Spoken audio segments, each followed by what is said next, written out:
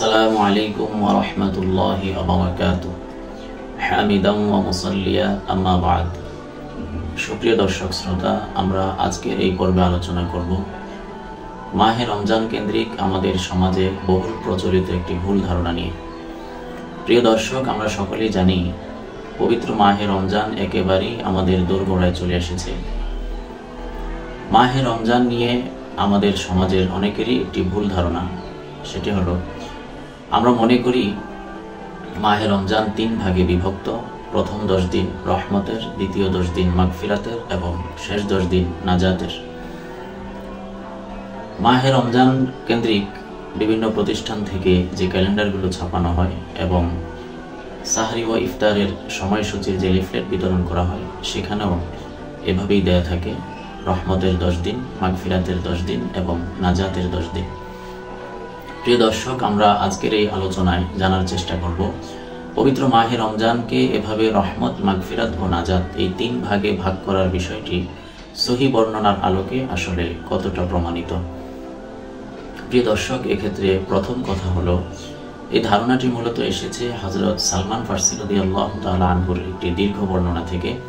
বর্ণনাটি এমন: খতবানা রাসূলুল্লাহ সাল্লাল্লাহু আলাইহি ওয়াসাল্লাম ফি আখির ইয়াউমিন মিন শাবান فقال يا أيها الناس قد أظلكم شهر عظيم। হযরত সালমান ফারসি রাদিয়াল্লাহু তাআলা আনহু বলেন, আল্লাহর রাসূল সাল্লাল্লাহু আলাইহি ওয়াসাল্লাম আমাদেরকে শাবান মাসের শেষ দিন অর্থাৎ মাহে রমজানের আগের দিন আমাদেরকে লক্ষ্য করে একটি বক্তব্য দিলেন। সেখানে তিনি বললেন, হে লোকেরা, তোমাদের উপর একটি মহান মাস ছায়া হয়ে আসছে।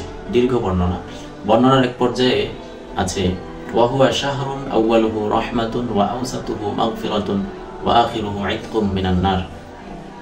এটি এমন একটি মাস যার প্রথম ভাগ রহমত, মাঝখানের ভাগ মাগফিরাত এবং শেষ ভাগ নাজাত, জাহান্নাম থেকে মুক্তির ভাগ অর্থাৎ নাজাত। প্রিয় দর্শক, এই বর্ণনাটি ইমাম ইবনে খুজাইমা রাহিমাহুল্লাহ তার সহিহ ইবনে খুজাইমাতে এনেছেন। ইমাম আবু বকর আল বাইহাকি রাহিমাহুল্লাহ শুআবুল ঈমানে এনেছেন। ইমাম ইসমাইল আসবাহানী রাহিমাহুল্লাহ আত-তানগীব ওয়া তালহিব এনেছেন। হাদিসের অন্যান্য কিতাবেও এই বর্ণনাটি এসেছে। মুহাদ্দিসদের মতে এই হাদিসটি সনদের বিচারে যঈফ তথা দুর্বল পর্যায়ের একটি হাদিস।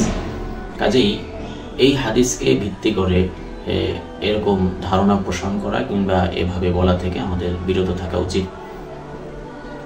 অথচ বাস্তব সত্য হলো মাহে রমজান পুরোটাই রহমত, পুরোটাই মাগফিরাত এবং পুরোটাই নাজাতের মাস।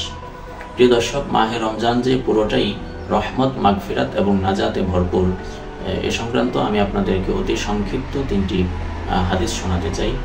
প্রথম হাদিসটি হলো সহিহ মুসলিম শরীফের বর্ণনা। ক্বালা রাসূলুল্লাহ সাল্লাল্লাহু আলাইহি ওয়াসাল্লাম ইযা কানা রমাদানু ফুতিহাত আবওয়াবুর রাহমাহ।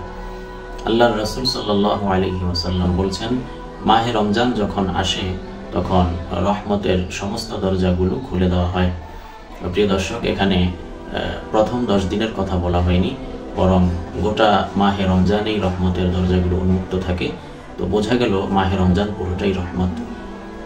দ্বিতীয় হাদিসটি হলো সহিহ বুখারী শরীফের বর্ণনা। ক্বালা রাসূলুল্লাহ সাল্লাল্লাহু আলাইহি ওয়াসাল্লাম মান সামা রমাদানা ঈমানান ওয়া ইহতিসাবান গুফিরা লাহু মা তাকাদ্দামা মিন যামবি। আল্লাহর রাসূল সাল্লাল্লাহু আলাইহি ওয়াসাল্লাম বলছেন, যে ব্যক্তি মাহে রমজানের পূর্ণ ঈমানের সাথে এবং সওয়াবের নিয়তে সিয়াম পালন করে, আল্লাহ তাআলা তার পিছনের গুনাহগুলো মাফ করে দেন। প্রিয় দর্শক, এখানেও মাগফিরাতের বিষয়টি মাঝখানের 10 দিনের সাথে খাস করা হয়নি, বরং পুরো মাহে রমজানেই যারাই সিয়াম পালন করবে আল্লাহ তাআলা তাদের জন্য মাগফিরাতের ঘোষণা দিয়েছেন। তৃতীয় হাদিসটি হলো সুনানে তিরমিজি এবং সুনানে ইবনে মাজার বর্ণনা।